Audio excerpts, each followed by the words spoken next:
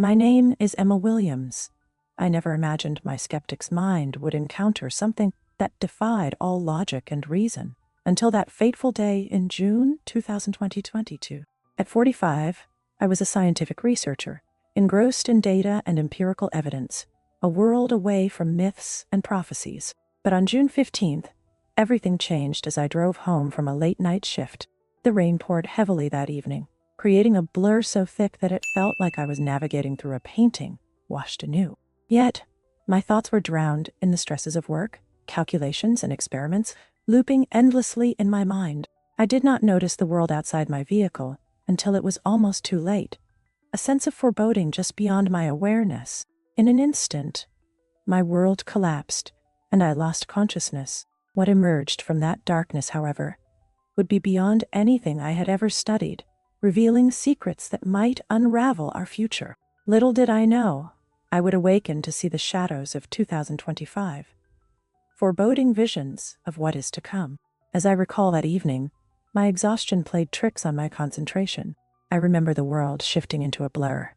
Streetlights refracted through the rain-streaked windshield, merging into strange shapes that seemed to mock my weariness. My eyes felt heavy, and fatigue threatened to drag me into a state of near slumber. Then came the noise, a deafening screech as metal met metal, the harsh sound of my tires losing traction, and in a flash, the familiar turned into chaos. I remember the sickening crunch as reality split apart like fragile glass. Paramedics later noted that I was clinically dead for over 6 minutes. During that time, my spirit left my body and drifted into a swirling abyss. It felt surreal, a moment stretched and warped by the very fabric of existence as I hovered between realms. I was acutely aware of the panic unfolding around me, disconnected yet anchored in the turmoil. I remember feeling a crushing despair wash over me, accompanied by an unspeakable fear as everything faded into darkness. I thought, is this the end? Did I really have to say goodbye to everything I knew? But just as my heart stopped, something extraordinary happened. A bright light pulled me in. I spiraled upward, wrapped in warmth, and for a split second, fear melted away. That light was not threatening. It saturated the air with an embrace I had never known. As I floated beyond what I had come to accept as reality, I felt an overwhelming sense of curiosity replace despair. What awaited me was a realm woven with history, a place where I would come face to face with one of the greatest prophets the world has ever known. Everything around me shimmered, colors vibrant and living, beckoning with a promise I could not yet comprehend. Suddenly, I found myself in a luminous garden that felt like a dreamscape, existing outside of time itself. The air was thick with an indescribable energy, as if the essence of both history and prophecy had woven themselves together into this ethereal space. It was here, amidst the vibrant blossoms and the gentle rustle of leaves, that I first laid eyes on Nostradamus. He appeared as a wise old man, his presence commanding yet comforting, draped in robes that shimmered like golden threads catching the sun. His long beard flowed gracefully, framing a face marked by wisdom and kindness. But it was his eyes, deep, intense, and almost probing, that drew me in, asking me to trust him without a hint of manipulation. In that moment, all my skepticism began to dissolve, replaced by an awe I had never anticipated. I could hardly breathe, overwhelmed by the gravity of this surreal encounter. As he gestured across the garden, scenes began to unfold before me, layered and intricate. Visions of calamity flickered like shadows beneath the blooming flowers, punctuated by flashes of hope for humanity. I felt my heart race, every beat resonating with the weight of what I was witnessing. What I had once approached with scientific detachment now felt intensely personal. These were not mere predictions. They were revelations that shattered the walls of disbelief I had carefully constructed around myself. He spoke of the past, present, and future all at once, weaving a narrative that was both daunting and enlightening. Each prophecy emerged vividly, revealing truths that cast light on the darkest corners of existence. The air thickened with intensity as he began to share insights into what lay ahead, and I found myself leaning closer, hanging on to his every word. But as the richness of his prophecies began to unfurl, an unsettling darkness loomed large over the year 2025. A sense of urgency enveloped each revelation, pressing against my chest. It was as if the beauty of the garden contrasted sharply with the grim forewarnings unfolding, and I felt a tinge of fear trickle in. What did it all mean? What should I do with this knowledge that felt too immense to carry? As I braced myself for the weight of his words, I sensed that nothing would ever be the same again. What if I told you that humanity stood on the brink of unprecedented upheaval? Nostradamus laid bare the chilling fate of 2025 before my eyes. As he spoke, each prediction felt like a heavy thread, weaving itself into the fabric of my reality, a reality I had once dismissed as mere conspiracy. The serene beauty of the garden faded into the background, and all I could focus on was the intensity of his gaze, as if he were searching my soul for understanding. 3 major world powers will face upheaval, he said, and with those words, I felt a weight pressing down on my heart. Nations collapsing under their own weight, sowing chaos across the globe. I remembered the political tensions bubbling around the world, the fractures beginning to emerge between allies. My scientific mind struggled to process the implications of such chaos. Fear crept in, cold and unmistakable, clenching my chest. How could I witness something so catastrophic and not shout it from the rooftops?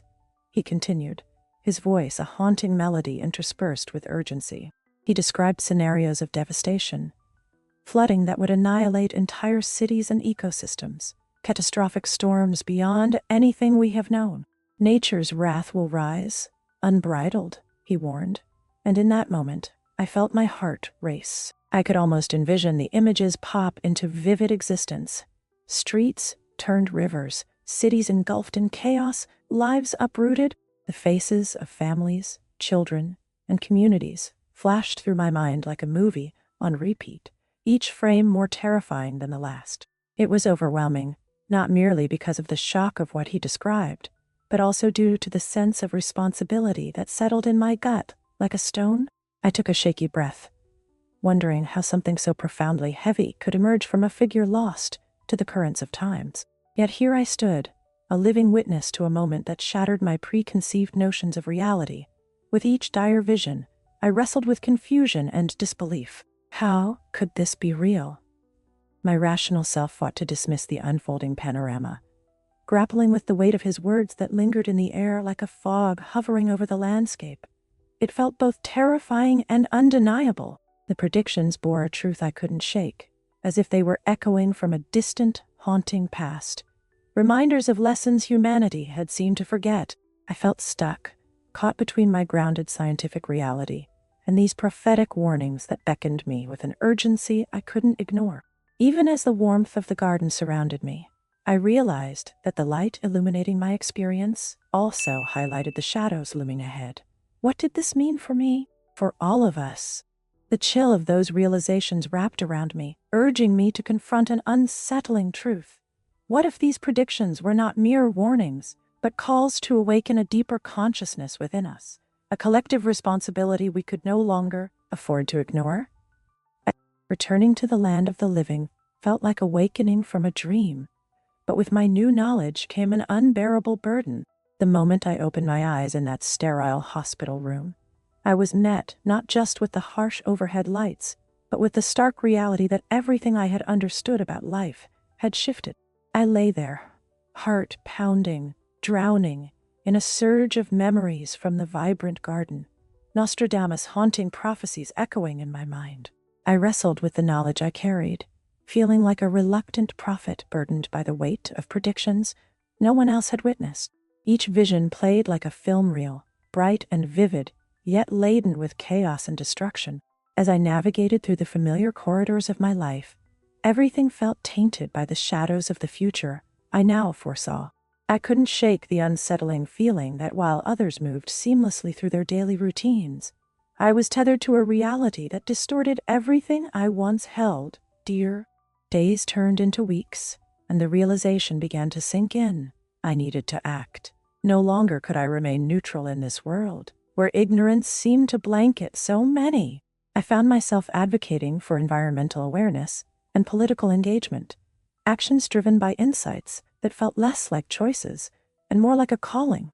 My conversations with friends shifted from casual talk to passionate discussions about the climate crisis and political corruption. I felt compelled to scream from the rooftops about the storms to come, the cities that would drown, and the humanity that seemed blissfully unaware of its impending fate. It was as if a fire ignited within me, demanding that I shed light on these dark truths. Yet, amid this powerful transformation, I contended with waves of doubt from my own upbringing. The little girl who had once been told to trust in science, and the tangible now found herself caught in a whirlwind of confusion. How could I reconcile these sentiments with the logical mind I had cherished? What if I were wrong? What if I was just a fool, trying to make sense out of a chaotic world that couldn't be deciphered? Those fears crept in, whispering endlessly, threatening to unravel the resolve I had built up so fiercely. As I attempted to navigate this new identity, I couldn't escape the feeling that I was marching to the beat of a different drum, one that others could not hear. While I returned to the mundane, my heart raced. What if I was the only one who held this knowledge? Time is running out. Each passing day felt like a race, an urgency pressing against my chest like a vice. But I also had to confront the fact that every change I made felt like a rebellion against my former self, a revolution ignited by the shadows I now carried. These tumultuous thoughts echoed through my mind as I sought grounding in rituals of normalcy. But there was no denying that I had crossed an invisible line. The emotions swirled within me, a chaotic blend of duty, fear, and purpose, forever altering the way I saw the world. It was uncharted territory, and I felt an electric charge flow through me, a charge that came from the profound truths buried within those shadows. I knew that opening my mouth about my near-death experience would invite a lot of skepticism. There was an unmistakable fire within me, an urge to share my story, but doubt wrapped around my mind like chainmail. I worked in a scientific field where empirical evidence reigned supreme. My colleagues would scoff. How could I reconcile my newfound insights with the rigorous, data-driven world I inhabited? Was I losing my credibility? I often questioned in a haze of uncertainty. Even now, I find myself wrestling with the authenticity of those visions. Was it real? My left brain tugs at my thoughts, begging me to analyze and scrutinize, but the feelings etched in my heart were undeniable. Nostradamus spoke to me with an eloquence that sliced through my skepticism. His clarity echoed in a way that transcended mere words. It reached deep into my very being, igniting something that had long been dormant, but a nagging concern kept surfacing. Would I be dismissed as just another fanatic clinging to a fantastical experience? Or could my words resonate and inspire others to take a closer look at the turbulent challenges looming on the horizon? The stakes felt incredibly high. I pictured my colleagues rolling their eyes, dismissing me outright. Would they see me as deluded, or would there be a chance that they might listen, even for a moment? Despite fearing judgment, that deep-seated knowledge urged me on like a relentless tide. I felt a responsibility weighing on my shoulders. To stay silent now would be a disservice, not only to the profound experience I had encountered, but also to those who might benefit from the insights poured into me during my time in the Garden of Prophecy. This isn't just my journey. It's an invitation to confront our collective disbelief, a call to awaken from the complacency that seems to hang over us like a fog. I can't help but wonder, with so many people feeling lost and disconnected, could my journey inspire others to break the chains of disbelief? Perhaps we are all standing at the brink of uncovering untold truths, waiting patiently to surface. I could feel the fire within me fighting to spark conversations that matter, igniting hope that even the skeptics might take a moment to reflect and consider the implications of what I had witnessed. I longed for connection, to create a dialogue about the uncertainties we face and the alarming revelations about our future. So many are yearning for answers, desperately trumpeting the need for engagement in an era of uncertainty. What if, just what if, my experience served as a beacon, pointing toward a truth we can no longer afford to ignore? This journey has shown me that reality defies our scientific models. Existence is fragile, yet rich with latent meaning. Returning from the brink of death has redefined everything I once believed, forcing me to acknowledge that while science seeks answers, our souls yearn for purpose. I cannot ignore the intersection of these two realms any longer. Reflecting on my encounter with Nostradamus, I grasp the deep lessons this experience imparted. Life is delicate, and the choices we make ripple through time, impacting our collective future. Each of Nostradamus's visions felt like a warning signal, meant to awaken us from our complacency. They echoed with urgency, urging us not only to listen, but to act. We stand at a critical juncture, and the question looms large. Will we passively observe as the world shifts around us, or will we rally for change? I invite you to ponder your own role in this unfolding narrative. The clock is ticking, and the shadows of the future are closing in. If my experience resonated with you, I urge you to subscribe, like, and share these insights, which could spark vital conversations about our shared future. Together, we can weave a tapestry of awareness and action, fostering a community dedicated to confronting the challenges that lie ahead. In closing, I want to express my heartfelt gratitude for joining me on this journey. It is not just my story, it is ours. Remember, we hold the power to shape what lies ahead. What kind of world do we want to create? The choice and the action is ours to embrace.